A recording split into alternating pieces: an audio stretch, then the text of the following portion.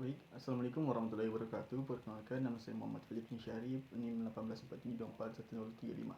Baik, pada video kali ini saya akan menjelaskan materi tentang teknik asesmen non-test.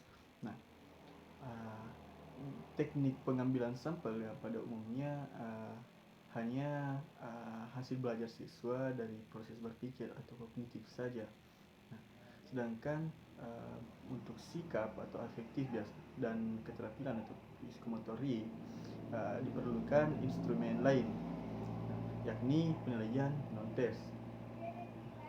Non-test tanpa tes, peserta didik melainkan melakukan observasi atau melakukan wawancara interview, analisis angket atau kuesioner, dan meneliti atau dokumentasi atau dalam bentuk sosiometri begitu. Nah, jadi saya akan menjelaskan yang pertama itu yang dikatakan pengamatan atau observasi. Nah, pengamatan adalah cara mengumpulkan data dengan mengadakan pencatatan terhadap apa yang menjadi sasaran pengamatan pada waktu yang ditugaskan siswa untuk mencatat ciri tanaman jagung misalnya. Misalnya keadaan akar, batang, dan daun. Sebenarnya siswa tersebut sedang mengadakan pengamatan. Kedua itu dikatakan wawancara atau interview. Wawancara adalah teknik belajar data atau informasi tertentu yang dilaksanakan dengan tanya jawab secara lisan. Dikenal ada dua jenis wawancara: wawancara terpimpin dan wawancara tidak terpimpin. Nah, wawancara terpimpin biasa juga dikatakan sebagai wawancara terstruktur. Telah dipersiapkan secara matang pertanyaan-pertanyaan yang akan diajukan juga. Misalnya kebiasaan siswa sehari-hari, cara belajarnya, hal yang disenangi dan hal-hal yang disenangi begitu. Malah wawancara tidak terpimpin, wawancara tidak terpimpin atau wawancara bebas mengemukakan pertanyaan-pertanyaan tanpa menggunakan wawancara baru. Bentuk yang kedua ini atau wawancara bebas ini pelaksanaannya lebih mudah, akan tetapi akan mengalami kesulitan pada saat menganalisis data karena banyaknya variasi jawaban dan dari pertanyaan begitu. Nah, yang ketiga itu adalah angket atau kuesioner.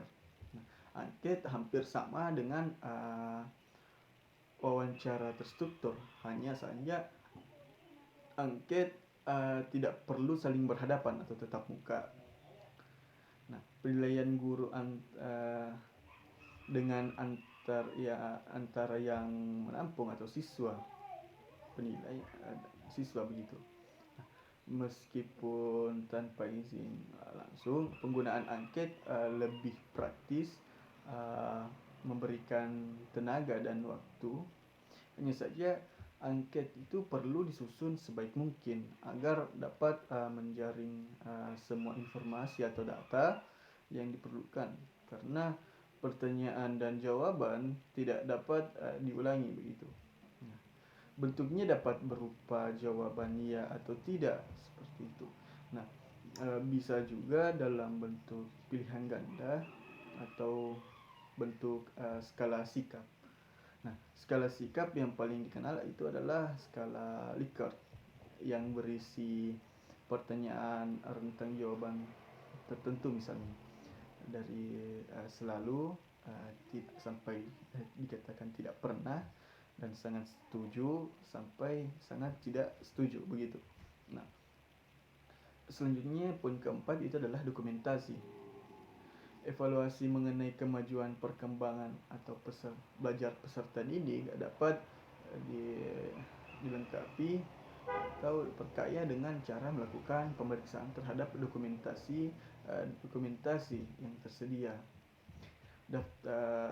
Dokumen-dokumen yang tersedia daftar riwayat hidup misalnya akan sangat membantu melihat latar belakang siswa, uh, seperti kapan dan di mana siswa, apa agama yang dianut oleh siswa, pendukung anak di dalam keluarga.